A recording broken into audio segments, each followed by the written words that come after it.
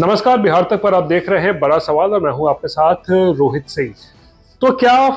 निषाद नेता और VIP party supremo Mukesh Sahni का तेजस्वी यादव से मोह पूरी तरीके से अब भंग हो चुका है और क्या अब वो बहुत जल्द तेजस्वी का साथ छोड़कर एनडीए में जा सकते हैं या फिर बीजेपी से हाथ मिला सकते हैं? इसको लेकर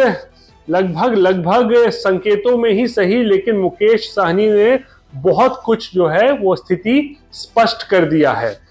दरअसल इस बार जब लोकसभा चुनाव हुए तो लोकसभा चुनाव से पहले मुकेश साहनी ने तेजस्वी यादव की आरजेडी के साथ गठबंधन किया और गठबंधन में उन्हें 3 सीट लड़ने के लिए मिला था और तीनों सीट पर उन्होंने उम्मीदवार खड़े किए, लेकिन एक सीट पर भी उनके पार्टी के उम्मीदवार की जीत नहीं हुई। लेकिन लोकसभा चुनाव के दौरान तेजस्वी और मुकेश साहनी की केमिस्ट्री जो है वो जबरदस्त तरीके से जो है वो हिट रही थी और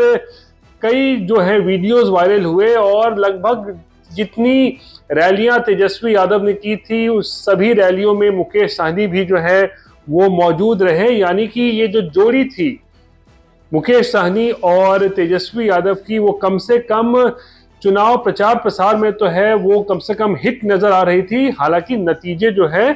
वो वैसे नहीं आए जैसा कि तेजस्वी यादव ने चाहा होगा आरजेडी के लिए या फिर मुकेश साहनी ने अपनी पार्टी के लिए सोचा होगा। लेकिन अब जब चुनाव समाप्त हो गए हैं, 2-3 महीने का वक्त बीत चुका है, तो अब ऐसा लगता है कि मुकेश साहनी का जो मोह है वो तेजस्वी यादव से अब भंग हो चुका है, क्योंकि मुकेश साहनी ने जो बयान दिया है और जो मुद्दे उठाए हैं वो साफ तौर पर स्पष्ट है कि उनका इशारा तेजस्वी यादव ही है या फिर वो जो हमले कर रहे हैं, वो जो बातें अब उठा रहे हैं, वो कहीं ना कहीं लालू परिवार के ओर ही जो है उनका निशाना है। दरअसल मुकेश साहनी ने एक कार्यक्रम में, जो उनकी पार्टी का एक कार्यक्रम था, वहां पर उन्होंने जब संबोधन किया तो वहां पर उन्होंने 2-3 बातें रखी, जिसमें सबसे बड़ा मुद्दा जो था उन्होंने परिवारवाद का उठाया। और परिवारवाद एक ऐसा मुद्दा है जहां पर लालू परिवार जो है वो बैकफुट पर आ जाता है, क्योंकि लालू परिवार के लगभग कई सदस्य जो हैं वो मुख्यमंत्री रह चुके हैं, उप मुख्यमंत्री रह चुके हैं, नेता प्रतिपक्ष हैं, सांसद का चुनाव लड़ चुके हैं, सांसद हैं भी और विधायक भी हैं, तो और मंत्री रह चुके हैं राज्य सरकार में। तो बहुत सारे जो ऐसी चीजें हैं जिसको लेकर लालू परिवार परिवारवाद के मुद्दे पर जो है वो हमेशा जो है वो बैकफुट पर आ जाता है। और यही वो मुद्दा है जो इस बार मुकेश साहनी ने बड़ी मुखरता के साथ जो है वो उठाया है और इशारों ही इशारों में सही, हालांकि नाम उन्होंने किसी का नहीं लिया है, लेकिन माना जा रहा है कि उनके इशारे जो हैं वो सीधा सीधा तेजस्वी यादव की ओर ही केंद्रित हैं, क्योंकि परिवारवाद का मुद्दा उठाते हुए मुकेश साहनी ने साफ कर दिया है कि वो कभी परिवार की राजनीति नहीं करते हैं,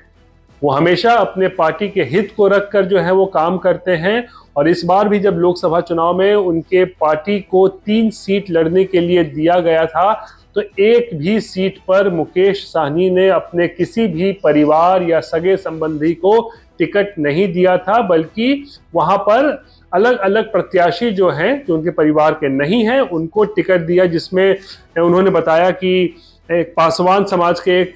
प्रत्याशी उन्होंने दिया, बनिया समाज के एक प्रत्याशी दिया, कुशवाहा समाज के एक प्रत्याशी को उतारा। तो परिवारवाद के मुद्दे को लेकर उन्होंने जो है वो इशारों में हमला बोला है तेजस्वी यादव पर कि वो अपने परिवार को कभी प्रमोट नहीं करते हैं, बल्कि अपने पार्टी के हितों को ही आगे रखते हैं। उसके बाद फिर मुकेश साहनी ने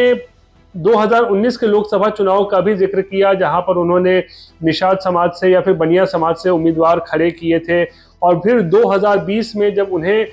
विधानसभा चुनाव चल रहा था, जब उस दौरान वो एनडीए में थे, तो 11 सीटें उन्हें लड़ने के लिए दी गई थी। तो उसका भी जिक्र करते हुए मुकेश साहनी ने स्पष्ट किया कि कैसे उस वक्त भी उन्होंने अपने परिवार के किसी भी सदस्य को टिकट नहीं दिया चुनाव लड़ने के लिए, बल्कि अति पिछड़ी जाति से जो है वो प्रत्याशी उतारे।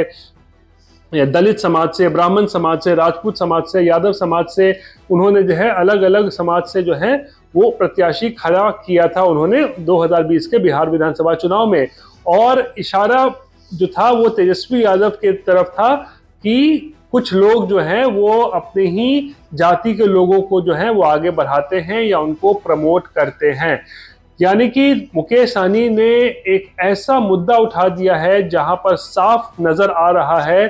कि उनकी राहें अब तेजस्वी यादव या आरजेडी से अब जुदा होती हुई नजर आ रही है। और फिर मुकेश सहनी का एक और बयान उसी कार्यक्रम में ये था कि जो चुनाव जीत सकता है उस पर ही वो दांव खेलते हैं। और इस बार के चुनाव में मुकेश सहनी ने देख लिया है कि जो उन्होंने तेजस्वी यादव पर दांव खेला था वो दांव जो है वो कहीं से भी जो है वो सफल नहीं रहा, खुद तेजस्वी यादव के लिए भी। हालांकि उनकी पार्टी के सांसद इस बार 4 हो गए, 2019 में 0 थे, एक भी सांसद आरजेडी का नहीं था। तो तेजस्वी ने जो मेहनत की उसके वजह से उनके पार्टी का आंकड़ा जो है वो 0 से 4 सांसद तक तो पहुंच गया, लेकिन वीआईपी को कुछ भी हासिल जो है वो नहीं हुआ। 3 सीट पार्टी उनकी लड़ी थी और तीनों सीट पर जो है करारी हार जो है वो मिली। 2020 में भी आप देख लीजिए तेजस्वी यादव के परफॉर्मेंस को लेकर जो है सरकार नहीं बना पाए, उतना अच्छा प्रदर्शन हालांकि नहीं रहा। फिर 2019 का भी लोकसभा चुनाव भी देख लीजिए जहां पर तेजस्वी यादव के नेतृत्व में चुनाव लड़ा गया था, पार्टी को एक भी सीट जो है लोकसभा चुनाव में नहीं मिला। तो यानी कि क्या ये ट्रैक रिकॉर्ड दिखाकर अब मुकेश सहनी तेजस्वी यादव पर एक बार फिर इशारों ही इशारों में हमले बोल रहे हैं और दावा कर रहे हैं कि वो उसी पार्टी पर या उसी नेता पर दाव लगाते हैं जो चुनाव जीत सकता है। और अगर चुनाव जीतना ही क्राइटेरिया है मुकेश सहनी के लिए तो फिर 2019 में एनडीए को 40 में से 39 सीटें मिली थी लोकसभा चुनाव में, 2020 में भी जो है वो एनडीए सरकार बनी थी, चुनाव में जीत हुई थी एनडीए की। और इस बार भी 2024 के लोकसभा चुनाव हुए, यहाँ भी जो है एनडीए को जो है वो 30 सीटें मिली 40 में थे। यानी कि एनडीए का ट्रैक रिकॉर्ड जो है वो कहीं ना कहीं महागठबंधन से जो है वो बेहतर नजर आ रहा है। और क्या यही हवाला देकर अब मुकेश सहनी जो है अपना एग्जिट रूट अब ढूंढ रहे हैं? ये बड़ा सवाल है। परिवारवाद का मुद्दा एक और दूसरा जीतने की गारंटी, जीतने का ट्रैक रिकॉर्ड, ये 2 बातें मुकेश सहनी ने जो उठाई है इसके बाद बिल्कुल